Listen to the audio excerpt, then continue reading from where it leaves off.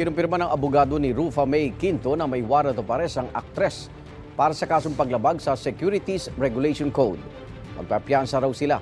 Gita abogado, biktima lang din si Rufa May na dawit din dahil sa endorser siya ng kumpanyang sangkot sa kaso. May unang balita si Rafi Tima. 14 na counts ng paglabag sa Section 8 ng Securities Regulation Code o pagbebenta at pag-aalok ng securities sa Pilipinas nang walang pahintulot mula sa SEC ang kinakaharap na kaso ng aktres na si Rufa May Quinto. Ito ang kinumpirma ng kanyang abogado. Paglilinaw ni Attorney Mary Lou Reyes, hindi ang mas mabigat at non-bailable na syndicated staffa tulad ng mga unang naglabasang balita.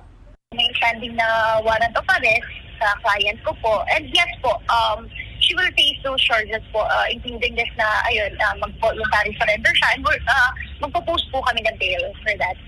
Katulad ni Nery Naig Miranda na inaresto dahil sa mga kaso kaugnay sa Dermacare. Biktima rin daw si Rufa May ayon sa kanyang abogado. Kung tutusin, isa din siya sa naging biktima nito. Hindi siya yung naging biktima ng pang-i-scam, but she was a victim in a sense na kinuha siyang model endorser. Hindi sa kanya nakapagbayad ng down payment. Tapos yung mga cheque po, puro din tumalbog. Lahat po yan hawak naman po namin ng ebidensya na ipipresent naman po namin sa court.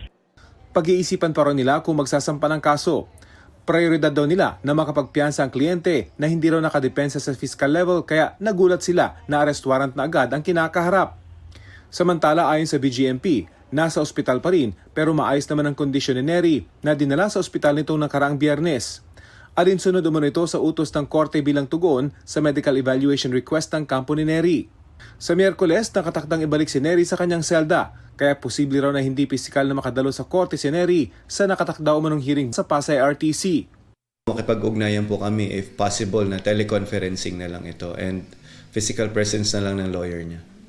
Ayon sa abogado ni Nery, nakakalungkot na hindi sila naabisuhan sa mga paratang laban sa kanya ng mas maaga at nabigyan sana sila ng pagkakataong maipaliwanag ang kanilang panig. Ang mga kahalintulad umanong kaso laban kay Nery sa ibang lugar ay nabasura kaya't kumpiyansa silang mapapatunayang wala talagang sala si Nery. Ito ang unang balita. Rafi Tima para sa GMA Integrated News. Igan, mauna ka sa mga balita, mag-subscribe na sa GMA Integrated News sa YouTube para sa iba't ibang ulat sa ating bansa.